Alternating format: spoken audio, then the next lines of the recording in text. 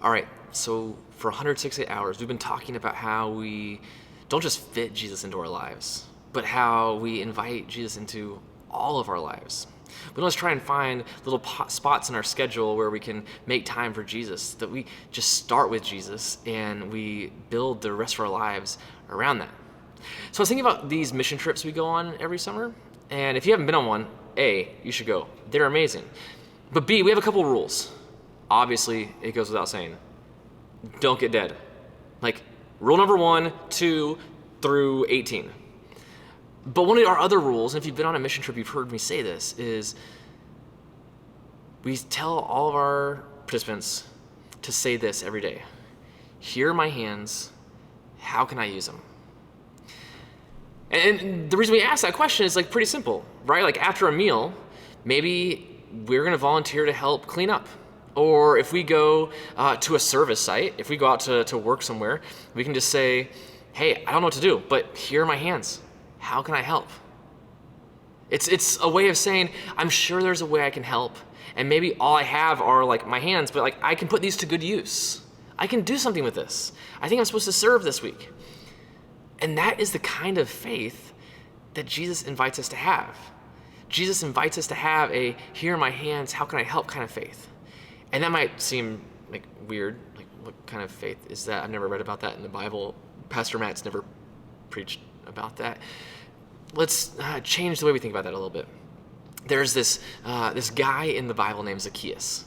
And Zacchaeus was short. That's like all that we know about him basically. He was short and he was a tax collector, which meant that he like cheated the people of Israel from a lot of money. And the more he cheated people, the more he got back from the people he had to pay the taxes to. So the more he cheated others, the more money he got. It was kind of like a kickback system. It wasn't great. Kind of sketch, if we're going to be honest. And so Zacchaeus, it lives in this town called Jericho. And Jesus is coming in to the town of Jericho, and he's like coming through on his donkey because, Jesus rode donkeys. It's cool. And Zacchaeus is like, I need to see Jesus.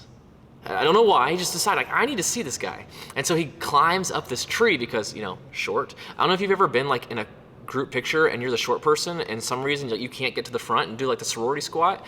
So they leave you in the back and you're like jumping back there trying to get in the picture. That's kind of what Zacchaeus is doing. So he climbs a tree because he wants to see Jesus, but he's in the back of the line because, spoiler alert, no one likes him. He's the guy who steals their money for taxes. And Jesus is Jesus is riding this donkey through the city. And he looks up and sees Zacchaeus and says, Zacchaeus, come down here. And I gotta think Zacchaeus is like, oh shoot, I wanted to see Jesus. I didn't want him to see me because I'm not always doing the right thing. But he comes down and Jesus says the funniest thing to him. He says, hey, I need to have dinner with you tonight in your house. Which is weird, right? Like if you go to someone's house, usually they invited you. Usually you don't go to someone's house for dinner and say, hey, I'm gonna come to your house for dinner. Maybe you do, I don't know. It can be kind of rude. I wouldn't do that. I don't know what your family's like, what your friends are like. But Zacchaeus comes down, he starts talking to Jesus, and Zacchaeus has this transformative moment. For the first time in his life, someone has seen him. Jesus, the Son of God, God in the flesh, has seen Zacchaeus, and he's like, maybe I'm not as worthless as everyone tells me I am.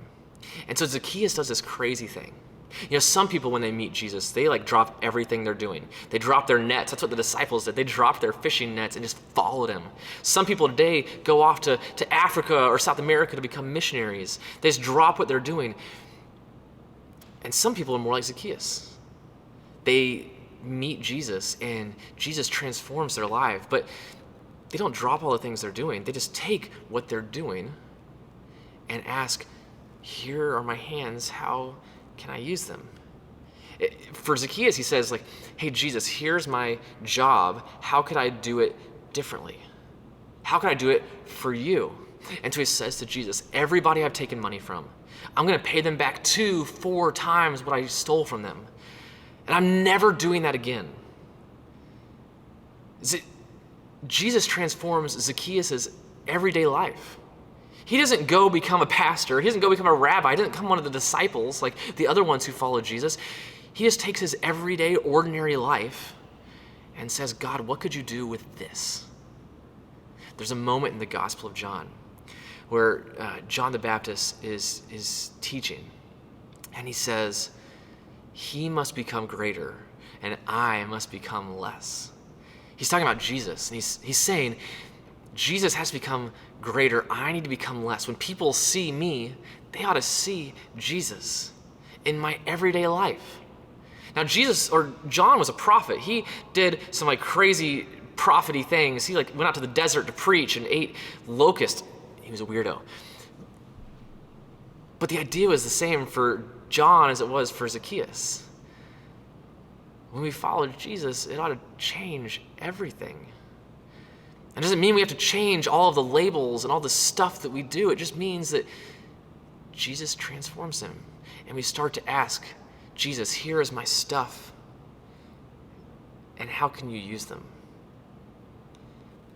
And that is what we're talking about tonight.